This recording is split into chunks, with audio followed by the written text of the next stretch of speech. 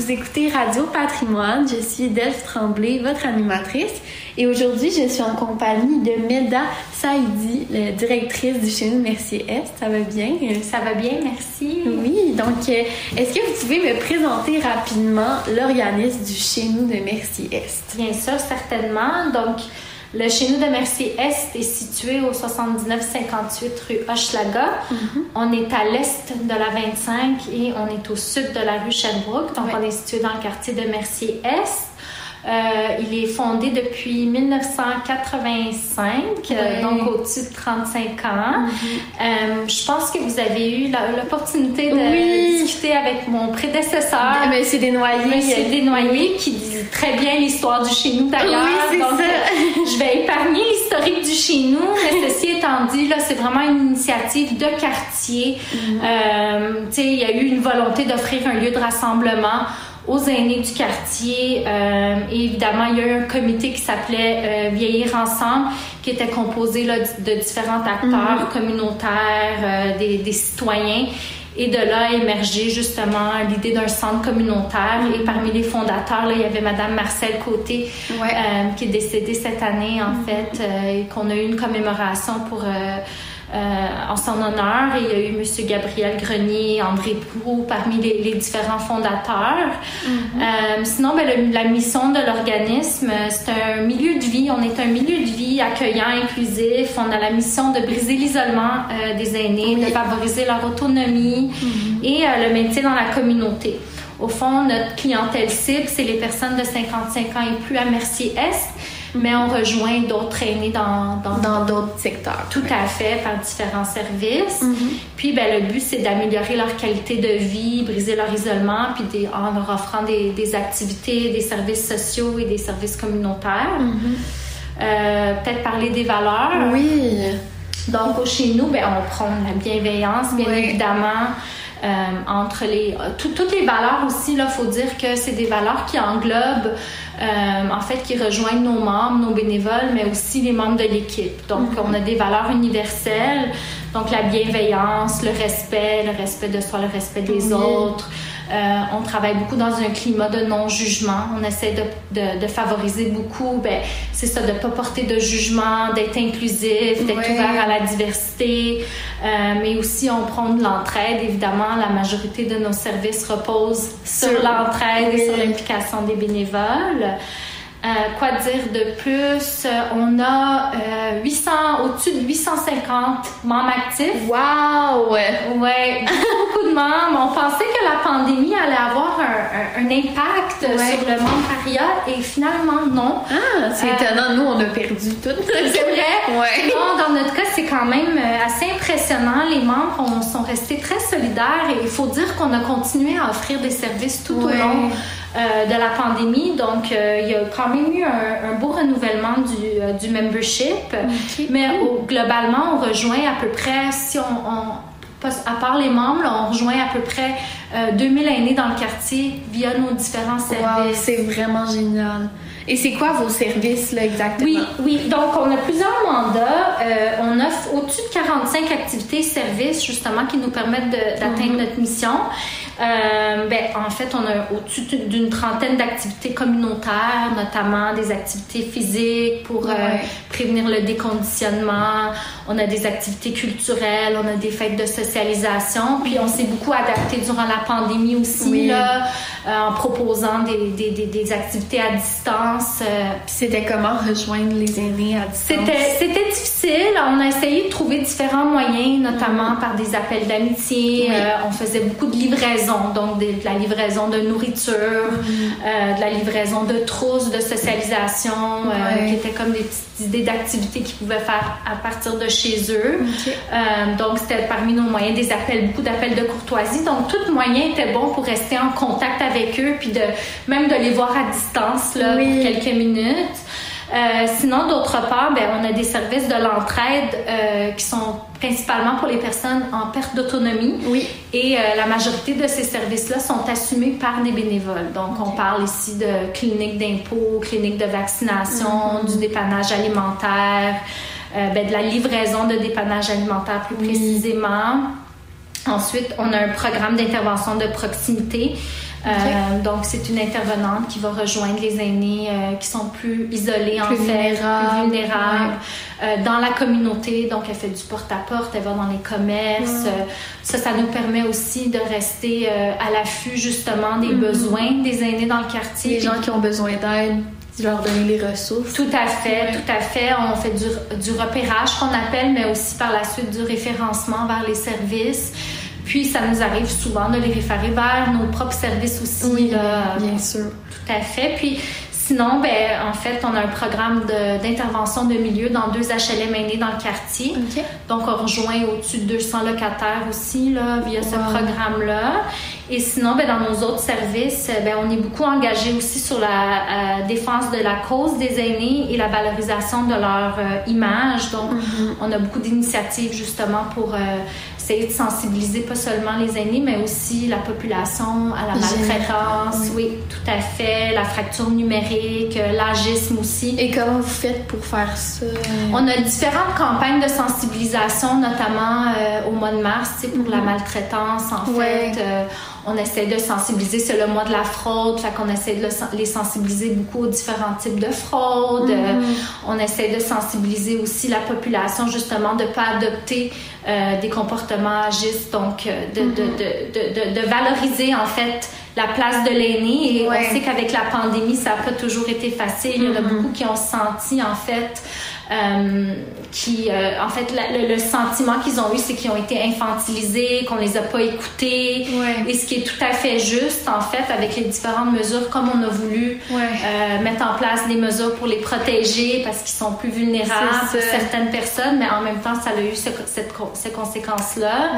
Alors, on essaie de retravailler dans une perspective d'empowerment, de travailler avec eux, puis de mettre en valeur leur contribution à la société, puis toutes les bonnes choses qu'ils contribuent à la société. Puis ça se présente souvent sous forme de bénévolat également. On a eu beaucoup de bénévoles, notamment des bénévoles aînés qui ont été présents durant la pandémie pour nous accompagner dans la réalisation. Parce que vous avez des membres âgés, mais ils sont aussi bénévoles. Tout à fait. C'est comme un gros réseau d'entraide. Tout à fait, tout à fait. Sinon, on est aussi, parmi nos mandats, l'implication dans la communauté, elle est très importante pour nous. On travaille sur plusieurs projets concertés avec les partenaires du quartier. On essaie vraiment de favoriser des initiatives intergénérationnelles, puis d'être présent auprès des aînés, mais aussi, encore dans la même perspective de valoriser l'image des aînés, c'est ça, c'est qu'ils puissent contribuer aussi par des initiatives intergénérationnelles. Fait qu'on essaie vraiment de mettre ça en valeur aussi. Donc, au fond, ça rejoint notre approche qui est la valorisation de la personne et de sa dignité. Puis c'est ça, les principes d'autonomisation, du par et pour aussi. La majorité de nos activités, en fait, sont par et pour les membres. Donc, c'est des bénévoles qui ont des idées d'activités ou qui ont envie de redonner à la communauté, puis ça vient de eux. Tout à fait, ça vient de eux, puis c'est grâce à eux qu'on est en mesure d'avoir au-dessus de 45 services, parce qu'avec la petite équipe qu'on a, c'est sûr que ça serait pas possible. Donc, on laisse vraiment la place aux membres pour développer, pour participer justement à la réalisation de notre mission. Puis, c'est ça, c'est vraiment le bénévolat est très, très, très important chez nous. Super. On va aller en pause musicale, mais après la pause musicale, j'aimerais ça qu'on discute un peu de l'équipe chez nous. Parfait. Super. Merci.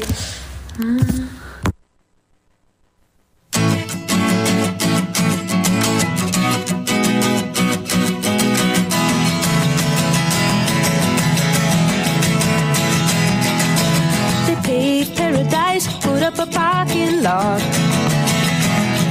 with a pink hotel, a boutique, and a swinging hot spot. Don't it always seem to go that you don't know what you've got till it's gone? They paved paradise, put up a parking lot.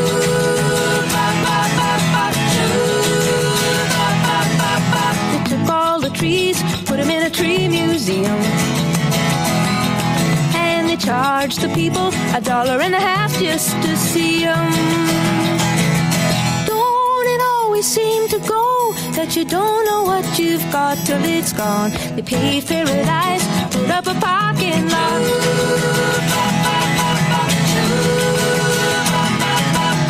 Hey, farmer, farmer, put away the DDT now. Give me spots on my apples, or leave me the birds and the bees.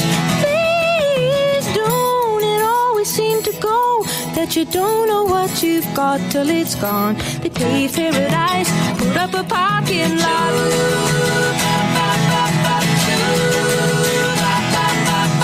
Late last night, I heard the screen door slam, and a big yellow taxi took away my old man. Don't it always seem to go that you don't know what you've got till it's gone? They paved paradise, put up a parking lot. I said, don't it always seem to go that you don't know what you've got till it's gone? They paved paradise, put up a parking lot. They paved paradise, put up a parking lot. They paved paradise, put up a parking lot.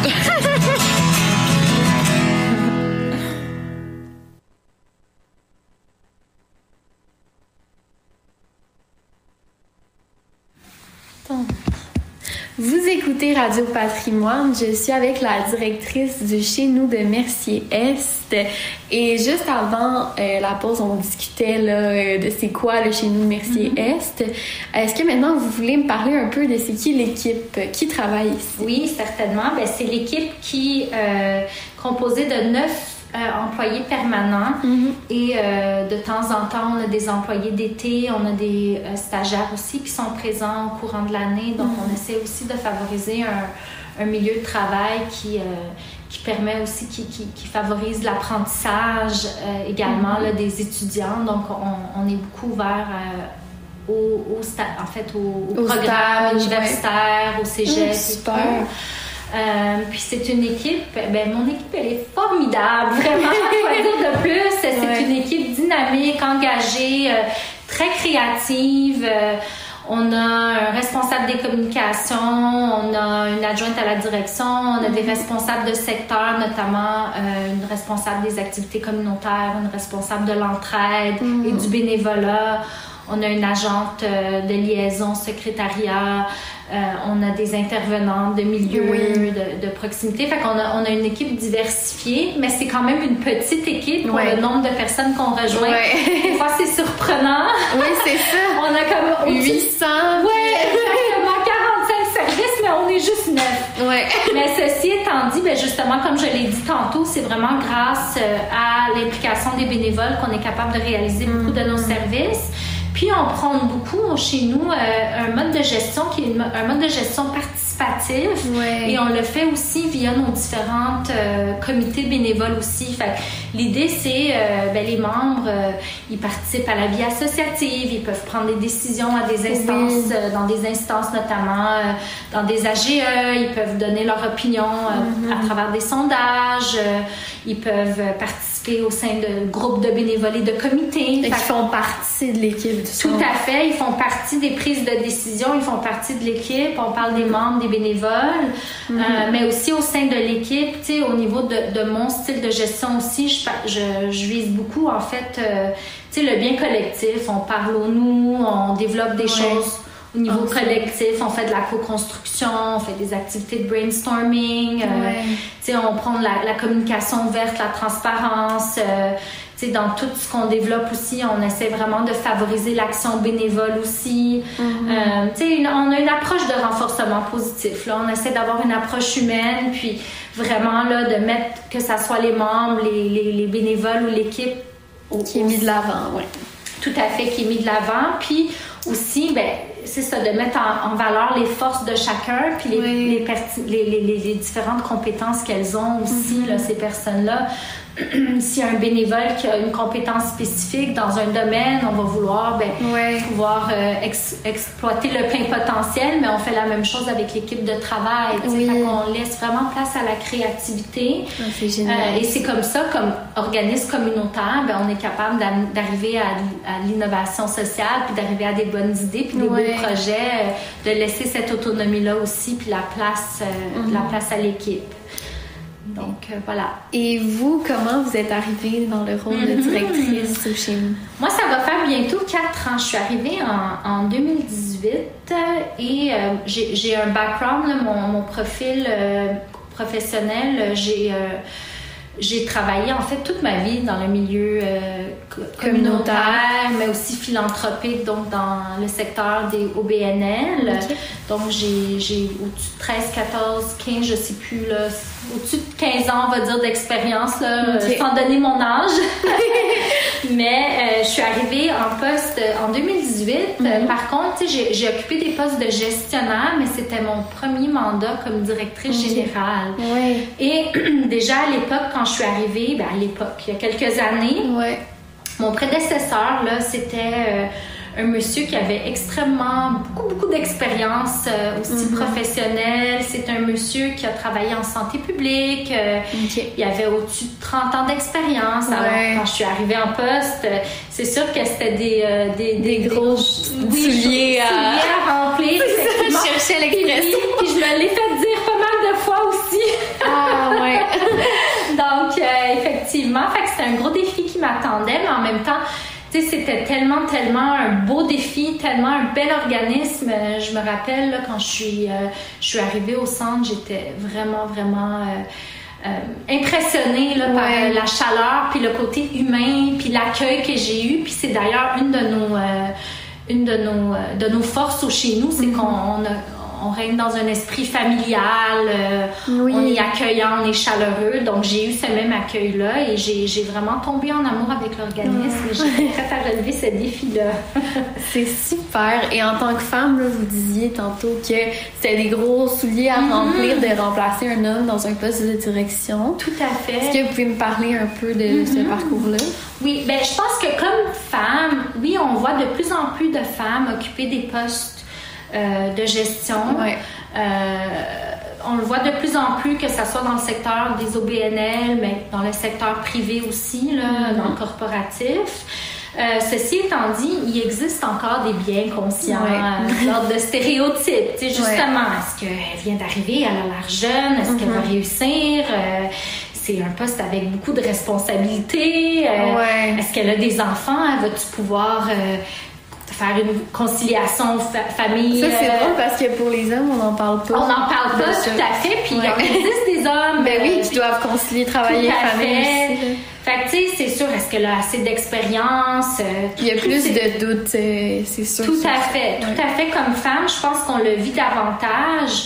Mais c'est pas juste, en fait, des biens conscients qui viennent des autres, mais en tant que femme aussi, je trouve que nous aussi, on a tendance, justement, à créer ce plafond de verre-là nous-mêmes, en fait. C'est vrai.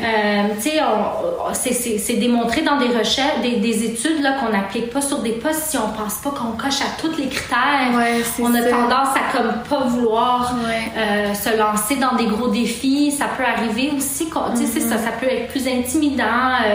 On a peur de demander pour des promotions, des augmentations salariales. C'est un peu la société qui nous fait penser comme ça. C'est ça. C'est comme ça qu'on a grandi. Tout à fait, exactement. C'est sûr que, tu sais, tout ce qui est poste à responsabilité, je pense qu'il y a une partie, effectivement, il faut continuer à donner la place à la femme dans des postes à grande responsabilité. Faut tenter de briser les préjugés, tu sais. Puis nous, comme femmes, de pas être dures sur nous-mêmes non plus, puis d'avoir de faire du mieux qu'on peut. Puis on est des êtres humains, on a les mêmes formations que les hommes ont eues au niveau de la scolarité, on a les mêmes opportunités. Fait tu sais, c'est ça, c'est qu'on a une part de responsabilité, mais aussi la société de continuer, puis de tenter de briser ces stéréotypes-là. Puis comme femme aussi, de se bâtir un beau réseau. D'avoir des réseaux de contacts, puis de parler des enjeux, de pas les mettre en dessous du tapis. Exactement, tu sais, que c'est vrai, c'est des réalités. Oui, il y a parfois la conciliation travail-famille. Faut pas avoir peur de se lancer dans les défis. Puis j'ai l'impression qu'en tant que femme aussi, on est très dur avec nous-mêmes, dans le sens qu'on veut être parfaite tout le temps. Tout à fait. Et quand on n'est pas parfaite dans nos tâches, tout à fait. Là, moi en tout cas, je suis comme ça. Là, moi, c'est la fin du monde. Je voulais que ça soit parfait, c'est pas parfait. Tout à fait. C'est sûr qu'il y a une question aussi là, effectivement. effectivement, tantôt j'ai donné l'exemple, tu sais, j'avais des grosses chaussures à chausser, là, ça fait partie effectivement, mais je pense que en tant que femme, c'est ça, c'est vraiment de pas avoir peur de foncer, puis de pas avoir peur de faire des erreurs, puis de pas avoir peur de se reprendre, puis de continuer, puis de pas abandonner. Je trouve que c'est important. Puis on en voit, puis le fait de justement faire rayonner de plus en plus des femmes leaders, puis de les mettre plus en avant-plan, que ça soit dans les médias, que ça soit c'est ça, tu sais, de les faire rayonner, ben ça crée cette nouvelle norme-là aussi. Exactement. Je suis complètement d'accord. Donc voilà, donc vive les femmes leaders. Oui! Donc on va aller en pause musicale, on revient tout de suite après.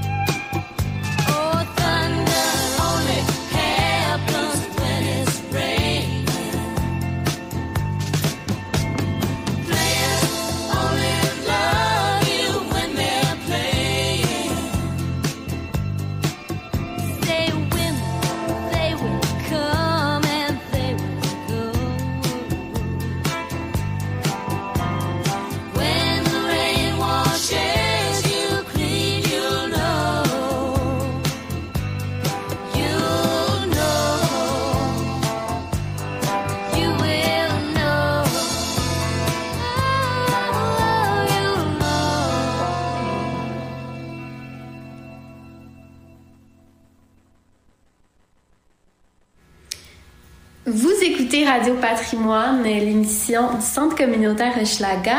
Je suis avec Melda Saïdi du Chez Nous de Mercier-Est. Merci d'être avec nous. Avec plaisir. Donc, avant la pause, on discutait là, de la place de la femme dans un poste de direction. Mais je veux qu'on revienne un peu au Chez Nous. Oui. Est-ce que vous pouvez nous parler de votre passage au travers de la pandémie? Comment ça s'est passé? Diriger un organisme dans toute cette inconnue. Oui, tout à fait. Je me rappelle, c'était le 13 mars, en fait, quand on a annoncé la fermeture, finalement, là, la première vague. Et la fermeture, en fait, on n'a jamais fermé, il faut dire, on n'a jamais fermé notre organisme. Le centre a toujours demeuré ouvert et en fait disponible pour les membres. Et en fait, c'est une question d'adaptation. Ouais. Donc, on a adapté nos services. C'est le mot en communautaire. Tout à fait. On s'est adapté, on s'est montré résilient. C'est ça, on a réfléchi collectivement sur quoi faire face à cet enjeu-là. Et en fait, j'étais vraiment, vraiment impressionnée par le niveau de créativité de l'équipe, mais aussi par le niveau d'engagement de la communauté, notamment les bénévoles, mais aussi les partenaires, les bailleurs de fonds. Tu sais, on a eu accès à plusieurs fonds d'urgence. On a eu accès à plusieurs soutiens bénévoles, donc des cyclistes solidaires, là, qui étaient une initiative citoyenne. Se sont mobilisés pour nous aider à faire le dépannage alimentaire. Nous aussi, on en a fait au centre communautaire Hochelaga parce que c'est un besoin qui est arrivé. Tout à fait. Je trouve ça beau de voir comment la communauté a réagi face à l'inconnu. Tout à fait. T'sais, on aurait toutes pu avoir peur, puis oui, vraiment, oui. Puis les gens, même l'équipe, tout le monde s'est mis au front, puis tout le monde on dirait que c'est ça, c'était comme un devoir finalement de répondre aux besoins puis d'être présent. Fait qu'on l'a senti, tu sais, c'est ça à tous les niveaux, là, une solidarité qui s'est formée, puis une adaptation incroyable. Tu sais, on s'est dit, OK, là, on peut plus faire des activités au centre, qu'est-ce qu'on fait? Fait que là, a émergé plusieurs idées, pourquoi pas faire des trousses, de socialisation avec des jeux puis des instructions, des poids haltères pour qu'ils puissent, tu sais, c'est toujours tout à fait de la maison, tout dans une perspective justement parce que les aînés aussi font face à, on appelle ça du déconditionnement en fait, physique et cognitif. Donc l'idée c'est que on veut pas, tu sais, il y avait l'isolement qui s'est comme exaspéré, puis on voulait rester en contact avec eux, mais pas juste par des appels, mais de leur faire bouger, de leur donner une certaine routine aussi qu'ils ont perdue. Comment ça se passait, le don de ces trousses-là?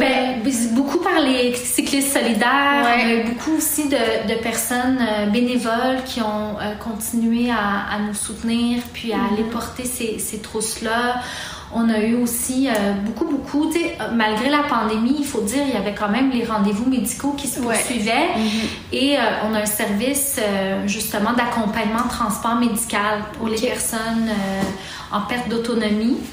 Et nos bénévoles ont continué, malgré la pandémie, à mettre le masque et à continuer à faire ces transports-là dans le même véhicule. C'est sûr qu'ils étaient protégés. On a vraiment mis en place toutes les mesures nécessaires, mais c'est quand même un risque à prendre. Vraiment, Et il y a beaucoup de bénévoles. Les plus vulnérables, en fait, les bénévoles, tu sais, on avait aussi des bénévoles qui étaient immunosupprimés.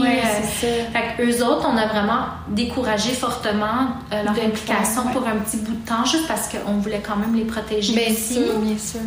Mais sinon, pour la majorité des bénévoles, ça s'est poursuivi. Puis, tu sais, on s'est vraiment adapté dans nos services. Là.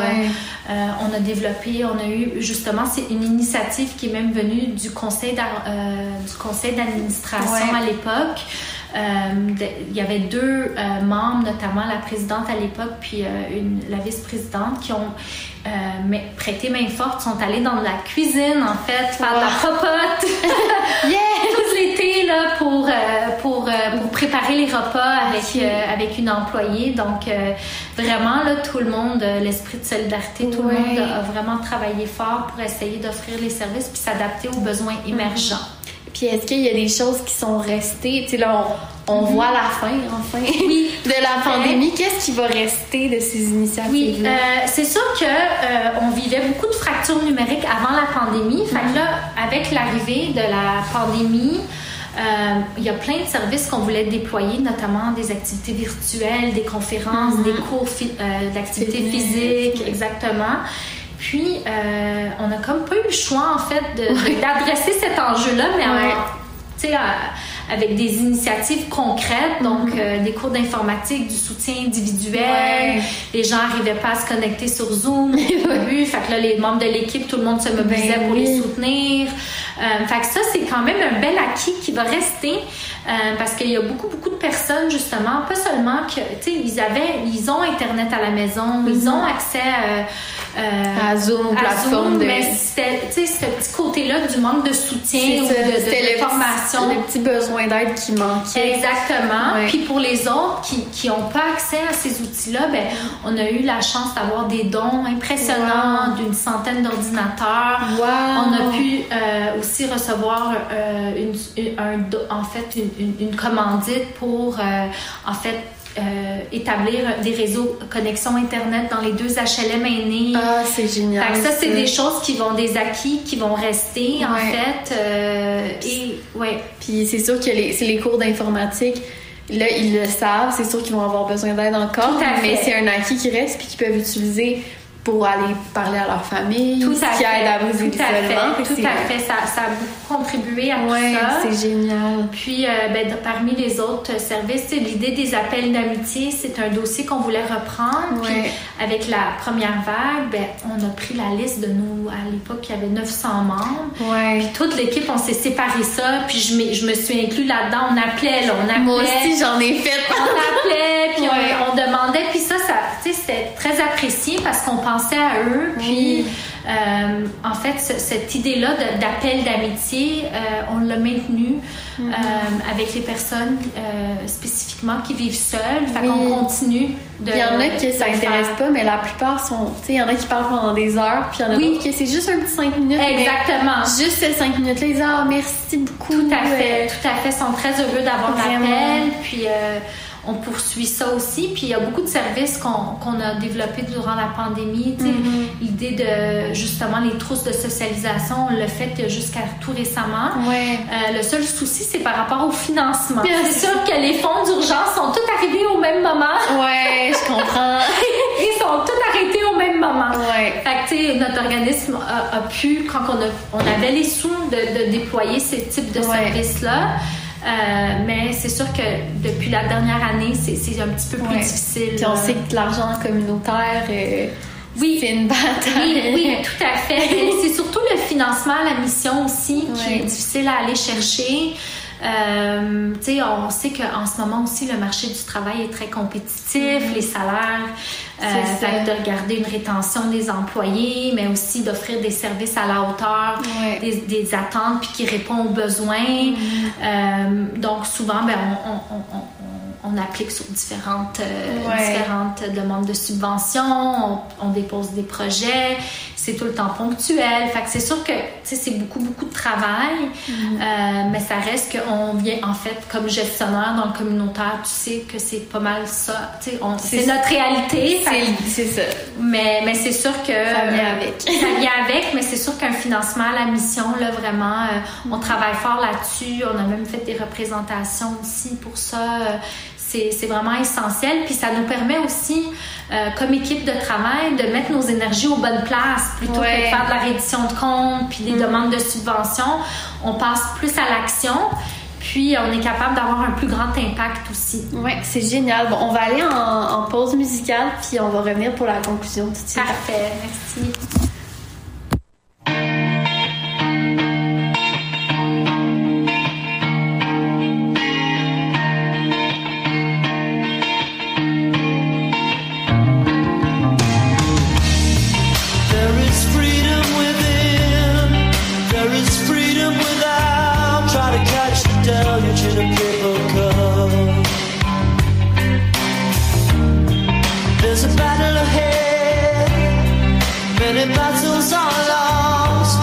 See the end of the road while you're traveling with me. Hey now, don't dream it's over. Hey now, when the world comes in, they come to build a wall between us. We know they won't win. Now I'm towing my car. There's a hole in the roof. My possession can cause a mess of suspicion, but there's no proof. In the paper today, tales of war and waste. You turn right over to the TV page. Hey now, don't dream it's over. Hey now, when the world comes in, they come to build a wall between us. We know they won't win.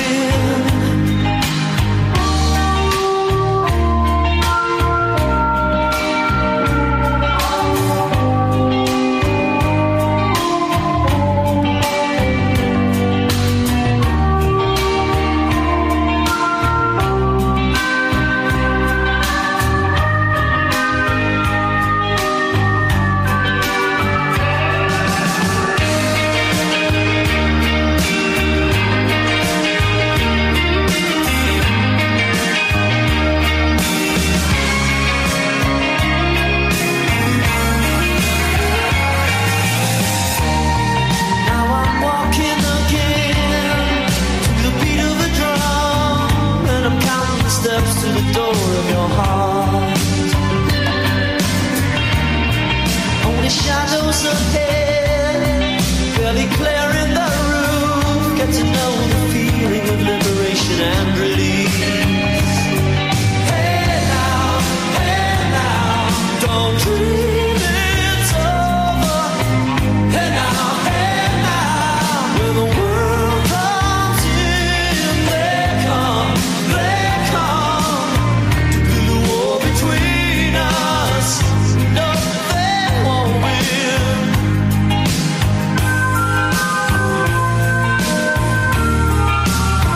Don't let them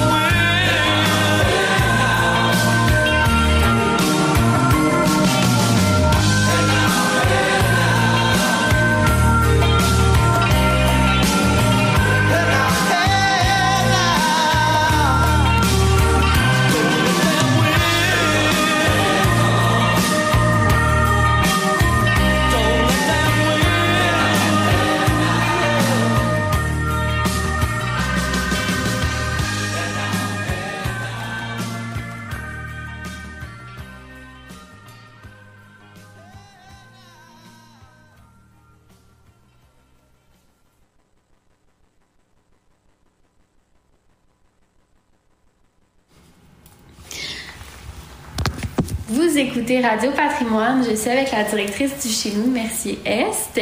Donc, on conclut notre émission aujourd'hui avec le futur de l'organisme. Donc, Mme Saidi, pouvez-vous m'expliquer c'est quoi votre vision, là? Oui, c'est une vision partagée. C'est drôle parce qu'on vient de terminer une démarche de planification stratégique qu'on va bientôt présenter à nos membres. Donc, je brise un peu le punch, là, mais on a une vision partagée, en fait, c'est de continuer. Pour nous, c'est vraiment important de rayonner dans la communauté et d'être un lieu de référence, finalement, pour les aînés. Donc, tu sais, le Chez Nous de Mercier, ça fait au-dessus de 35 ans qu'on est présent dans le territoire, mais c'est que, justement, quand tu es un aîné nouvellement à la retraite, tu te cherches un lieu pour la socialisation, tu cherches à t'impliquer comme bénévole, ou bien que tu as des besoins particuliers, ou tu te sens seul, tu as besoin de parler, ou tu as besoin d'aller chercher un soutien supplémentaire, un fin du mois difficile, fait que, tu sais, au niveau d'un petit soutien alimentaire, bref, tous les besoins, en fait, des différents aînés, peu importe ton profil, finalement, l'idée, c'est qu'on soit un organisme de référence, en fait. C'est vraiment ça notre vision pour les prochaines années. Mais peut-être, pourquoi pas, avoir des points de service aussi dans le quartier. Parce qu'on dépasse un peu les limites de notre organisme. Puis là, on parle des limites physiques. Nos locaux sont pas assez grands. Les gens sont sur des listes d'attente. On essaie, puis avec la pandémie, c'était un petit peu difficile aussi, notamment par rapport à la capacité des salles. Là, on commence tranquillement à reprendre. Mais ça reste qu'on a toujours eu cet enjeu-là. Fait que pourquoi pas développer des points de service éventuellement. Puis, notre vision aussi, c'est de continuer. On a toujours été un organisme qui a favorisé l'innovation sociale. Donc, quoi faire des différentes projets, en fait, qui ont un impact social, mais qui viennent aussi, qui émergent des besoins. Notamment, un des projets sur lequel on travaille présentement, puis qu'on est très emballé, là, c'est de la gériatrie sociale. C'est un projet que le Chez Nous va porter pour les prochaines années. D'ailleurs, on a eu un financement aussi à cet effet pour une ressource qui va porter le projet de gériatrie sociale avec les acteurs institutionnel, le réseau de la santé et le communautaire. Et l'idée de ça, c'est de créer une communauté bienveillante pour les aînés et de favoriser notamment le maintien à domicile, mais aussi une santé, en fait, pas juste d'être à la maison puis de pas être en santé, mais de trouver des façons pour améliorer la qualité de vie des aînés, puis d'assurer que leur santé est prise en charge, parce qu'on sait qu'il y a des listes d'attente dans le réseau. L'idée, c'est qu'on ne vient pas remplacer le réseau de la santé, mais donner un coup de pouce. Puis on travaille avec eux. Donc, ensemble, on travaille pour essayer d'améliorer la condition de vie des aînés.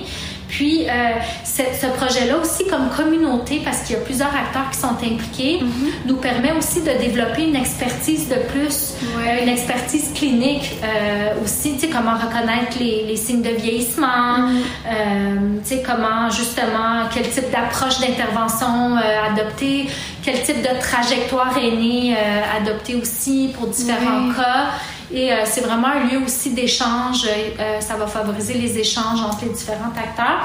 Fait que c'est finalement notre nouveau projet qu'on souhaite pour les prochaines années développer pour que, c'est ça, que ça soit vraiment une concertation aînée, soit formée ici à Mercier-Est avec les différents acteurs. C'est génial. Donc voilà un peu les orientations des prochaines années. C'est super. Et aussi, je voulais savoir pour les gens qui nous écoutent à la maison, qui ont été inspirés par le Chez Nous, ils ont envie de s'impliquer, comment ils peuvent vous aider? Oui, tout à fait. On a beaucoup d'opportunités de bénévolat, notamment si quelqu'un a une expertise en tant que telle, soit, je sais pas, moi, a déjà été professeur de langue ou a une passion pour une activité ou un type de projet, peu importe. Cette personne-là peut communiquer avec nous, puis on pourra voir de quelle façon elle peut contribuer en étant, par exemple, responsable d'activité. S'il y a des personnes qui souhaitent s'impliquer, pas un grand niveau d'engagement, mais de façon plus ponctuelle.